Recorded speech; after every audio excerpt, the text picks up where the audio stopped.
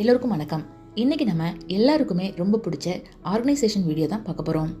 கிச்சன்லயும் சரி, வீட்டில் இருக்கக்கூடிய மற்ற இடங்கள்லயும் சரி, இந்த பொருள் இந்த இடத்துல இருக்கிறது இடைஞ்சலா இருக்கே அப்படிங்கிற மாதிரி ஃபீல் பண்ணுவோம்.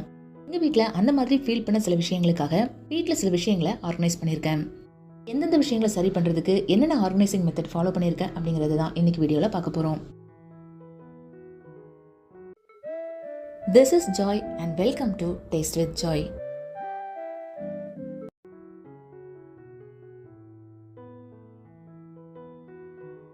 இதில் நம்ம ஃபஸ்ட்டு என்ன பார்க்க போகிறோம் அப்படின்னு பார்த்தீங்கன்னா, வீட்டில் இருக்கக்கூடியவங்க டவல்லாம் யூஸ் பண்ணிவிட்டு சேரில் போட்டிருப்பாங்க, கதவில் போட்டிருப்பாங்க, சில நேரங்களில் கட்டிலில் கூட விரிச்சு போட்டிருப்பாங்க. இந்த பிரச்சனைகளை சமாளிக்கிறதுக்காக நான் வாங்கினது தான் டவல் ஆர்கனைசர். இதோட விலையும் ரொம்ப அதிகமாக இல்லாமல் ஒரு மிடில் கிளாஸ் ஃபேமிலி வாங்கக்கூடிய விலையில தான் இருக்குது. இந்த ஹேங்கர் ஸ்டீலால் செய்யப்பட்டிருக்கும். செவுத்துல மாட்டுறதுக்காக இதோட 2 கார்னர்லையும் ஸ்க்ரூ மாட்டுற மாதிரி கொடுத்துருக்காங்க. இதில் கொடுத்துருக்கக்கூடிய ஒவ்வொரு ஹேங்கருமே 360 டிகிரி சுற்றுற மாதிரி தான் இருக்கும். இதனால டவல் ஈரமாக இருந்துச்சுன்னா டவல் காயப்படும் போது கூட ஒன்றுக்கு ஒன்று டச் பண்ணாமல் கேப் விட்டு தொங்க விடலாம். இதை செவுத்தில் அட்டாச் பண்ணுறதுக்காக ஒரு ஸ்க்ரூ கிட்டும் கொடுத்துருக்காங்க. செவுத்தில் மாட்டினதுக்கப்புறம் பார்த்தீங்கன்னா இந்த மாதிரி தான் இருக்கும். இதில் ஒவ்வொன்றிலையும் ஒவ்வொரு டவல் தொங்க விட்டுக்கலாம். இந்த மாதிரி ஒரு ஆர்கனைசர் யூஸ் பண்ணும்போது ஒவ்வொருத்தரும் அவங்களோட டவலை யூஸ் பண்ணிட்டு இதிலேயே காய போட்டுடலாம். டவல் ஈரமாக இருக்கும்போது ஒன்றுக்கு ஒன்று கேப் விட்டு வச்சுக்கலாம். காஞ்சதுக்கப்புறம் எல்லா ஹேங்கரையுமே ஒரு ஓரமாக தள்ளி வச்சிடலாம். அதனால டவல் அங்கங்கே கிடக்கு அப்படிங்கிற ஒரு டென்ஷனும் நமக்கு இருக்காது. டவல் எங்கே போச்சு அப்படின்னு தேட வேண்டிய அவசியமும் இருக்காது. அது மட்டும் இல்லாமல் வீட்டுக்கே இது ஒரு நீட்டான லுக்கை கொடுக்கும். உங்கள் வீட்லேயும் டவல் அங்கங்கே போட்டு வச்சிடறாங்க அப்படிங்கிற மாதிரி பிரச்சனை இருந்துச்சுன்னா நீங்களும் இந்த ஆர்கனைசரை வாங்கி யூஸ் பண்ணலாம். இந்த டவல் ஹேங்கரோட லிங்க் டிஸ்கிரிப்ஷனில் இருக்குது. உங்களுக்கு தேவைன்னா செக் பண்ணிக்கோங்க.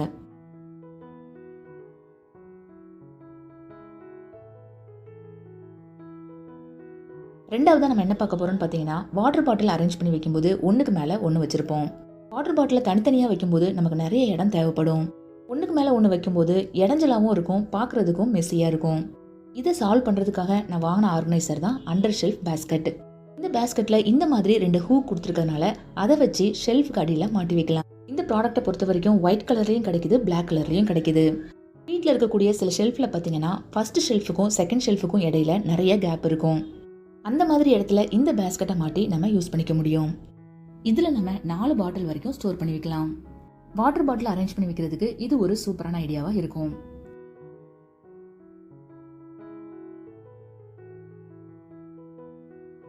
இதே பேஸ்கெட்டை நம்ம டேபிளுக்கு அடியில் கூட மாட்டி வைக்கலாம். அப்பப்போ நமக்கு தேவையான புக்ஸை இதில் வச்சு எடுத்து படிக்கிறதுக்கு ரொம்பவே ஈஸியாக இருக்கும்.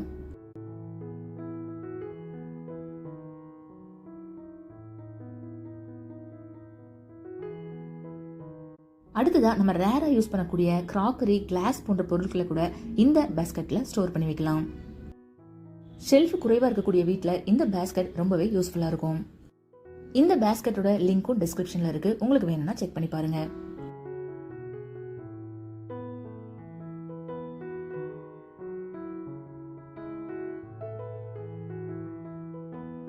அடுத்ததா நம்ம பார்க்கக்கூடிய பொருள் ரிமோட் ஹோல்டர். இப்போ சம்மர் ஹாலிடேஸா இருக்கிறதுனால டிவி பார்த்துட்டு ரிமோட்டை அங்க இங்கன்னு தூக்கி போட்டுருவாங்க.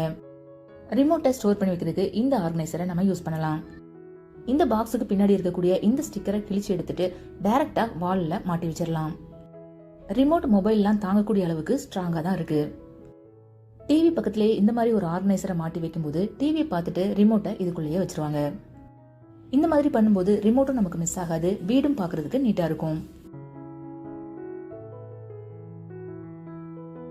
சில நேரங்களில் மொபைலுக்கு சார்ஜ் பண்ணும்போது மொபைல அடாப்டர் மேலேயே வச்சு சார்ஜ் போடுவோம். இதனால ஸ்லிப் ஆகி கீழே விழுறது கூட சான்ஸ் இருக்கு. இந்த மாதிரி பிரச்சனைகளை தவிர்க்கிறதுக்கு கூட இந்த பாக்ஸை யூஸ் பண்ணலாம். இந்த பாக்ஸுக்கு பின்னாடி சார்ஜ் போடுறதுக்காக ஒரு ஹோல்ஸும் கொடுத்துருக்காங்க. இந்த பாக்ஸுக்கு பின்னாடி இருக்கிற ஸ்டிக்கரை கிழிச்சிட்டு ஸ்விட்ச் போர்டு பக்கத்திலேயே இந்த பாக்ஸை மாட்டி வச்சுக்கலாம். இந்த பாக்ஸோட அடிப்பக்கத்துல இருந்து சார்ஜர் வேற கொடுத்து நம்ம மொபைல்ல சார்ஜ் போட்டுக்கலாம். இந்த மாதிரி பண்றதன் மூலமா மொபைல் நமக்கு ரொம்பவே சேஃபா இருக்கும். இந்த பாக்ஸை பொறுத்த வரைக்கும் ரிமோட் வைக்கிறதுக்கும் மொபைல் சார்ஜ் போட்டு வைக்கிறதுக்கும் ரொம்பவே யூஸ்ஃபுல்லா இருக்கு. இன்னுமே லைட் வெயிட்டா இருக்கக்கூடிய பொருட்கள் ஏதாவது போட்டு வைக்கணும்னா கூட கிச்சன்ல கூட நம்ம இதை யூஸ் பண்ணிக்கலாம். அடுத்ததா ஃப்ரிட்ஜுக்கு மேல ஒரு ஸ்கிரீன் துணியை 2ஆ மடிச்சு இந்த மாதிரி கவர் பண்ணியிருந்தேன். இதை ஒவ்வொரு தடவையும் வாஷ் பண்ணும்போது ஒரு பெரிய பெட்ஷீட்டை வாஷ் பண்ற மாதிரியே இருக்கும். இந்த ப்ராப்ளமை தவிர்க்கிறதுக்கு ஃப்ரிட்ஜ் மேலே விரிக்கிறதுக்காக ஒரு ஃப்ரிட்ஜ் கவரை வாங்கிட்டேன். இந்த கவரோட விலையும் ரொம்பவே குறைவாக தான் இருக்கும். ஃப்ரிட்ஜுக்கு மேலே கவர் பண்ணுறதுக்கும் கரெக்டான சைஸில் இருக்கும். இப்போ இந்த கவரை நம்ம ஒவ்வொரு தடவையும் எடுத்து துவைக்கிறது நமக்கு ரொம்பவே ஈஸியாக இருக்கும். இந்த கவரோட 2 சைடில் கூட சின்ன சின்னதாக நிறைய பவுச்சஸ் கொடுத்துருக்காங்க. அதில் நம்ம ஏதாவது ஸ்டோர் பண்ணி வைக்கணும்னா கூட வச்சுக்கலாம்.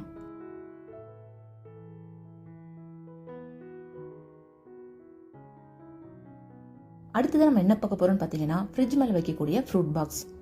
ரவுண்ட் ஷேப்பில் இருக்கக்கூடிய பாக்ஸில் ஃப்ரூட்டை ஸ்டோர் பண்ணி வைக்கும்போது அது நிறைய இடத்த அடைக்கிற மாதிரி இருக்கு. ஒரே பாக்ஸில் 2 ஃப்ரூட்டை போடும்போது அது எல்லாமே மிக்ஸ் ஆயிருது.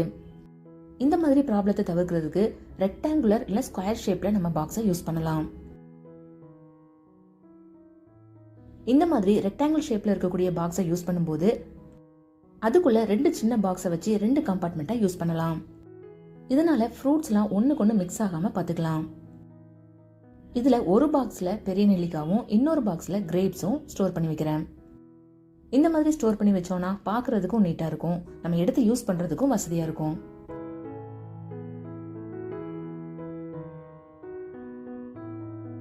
அதே போல் இன்னொரு ரெக்டாங்கிள் பாக்ஸில் பப்பாளி பழமும் ஆரஞ்சு பழமும் எடுத்து ஸ்டோர் பண்ணி வச்சுக்கிட்டேன். ஃப்ரிட்ஜ் மேலே மட்டும் இல்லாமல் எந்த இடத்துலையுமே ரவுண்ட் பாக்ஸை விட ரெக்டாங்கிள் இல்லைனா ஸ்கொயர் பாக்ஸ் ரொம்பவே கம்ஃபர்டபுளாக இருக்கும் அடுக்கி வைக்கிறதுக்கு.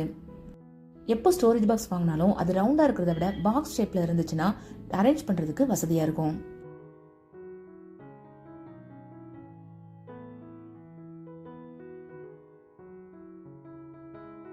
அடுத்ததா நம்ம பிரியாணிக்கு யூஸ் பண்ற இலை வாங்கும்போது அதுல பெருசு சின்னது அப்படிங்கிற மாதிரி எல்லாமே மிக்ஸ் ஆகி கலந்துருக்கும். ஆனா நம்ம ஃபர்ஸ்ட் அதுல இருக்கிற சின்ன இலை எல்லாத்தையுமே எடுத்து யூஸ் பண்ணிடுவோம். அதுக்கப்புறம் ரொம்ப பெருசா இருக்கக்கூடிய இலையெல்லாம் பிச்சி பிச்சி போட ஆரம்பிப்போம். அதுக்கு பதிலாக நம்ம ஃப்ரீயா இருக்கும்போது இந்த இலை எல்லாத்தையும் எடுத்து பாதியாவோ இல்ல 4ஆவோ கட் பண்ணி அதுக்கப்புறமா நம்ம ஸ்டோர் பண்ணி வச்சுக்கலாம். இந்த மாதிரி இலையை சின்னதா கட் பண்ணி வைக்கும்போது அதை ஸ்டோர் பண்ணி வைக்கிற கண்டெய்னரும் சின்னதா நம்ம யூஸ் பண்ணிக்கலாம். அது மட்டும் இல்லாம சமைக்கும் போதும் நம்ம ஒன்னொன்னா எடுத்து கட் பண்ணிட்டு இருக்க வேண்டிய அவசியம் இருக்காது, சமைக்கிறதுக்கு ஈஸியா இருக்கும்.